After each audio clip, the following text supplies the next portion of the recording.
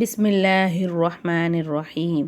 கைஃப தக்ஃபுரூன பில்லாஹி வ குன்தும் அம்வாதன் ஃபஅஹ்யாக்கும் ثم يميتكم ثم يحييكم ثم إليه ترجعون. கைஃப தக்ஃபுரூனல ரா மேலே பேஷ் இருக்குது. ராவை வல்லினமாக ஓதணும்.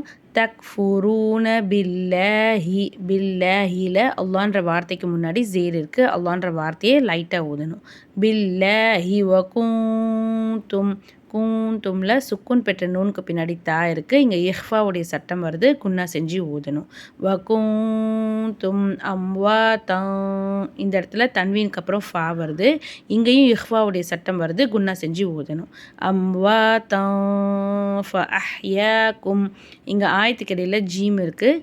ஜீமுடைய சட்டம் அந்த இடத்துல நிறுத்தி ஓதுறது தான் சிறந்தது. சேர்த்து ஓதவும் அங்கே நம்மளுக்கு அனுமதி இருக்குது.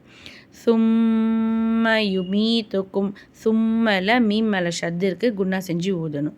சும்ம யுமீத்துக்கும் சும்ம இந்த சும்மலையும் மீம் மேலே ஷத்து இருக்குது. குன்னா செஞ்சு ஓதணும்.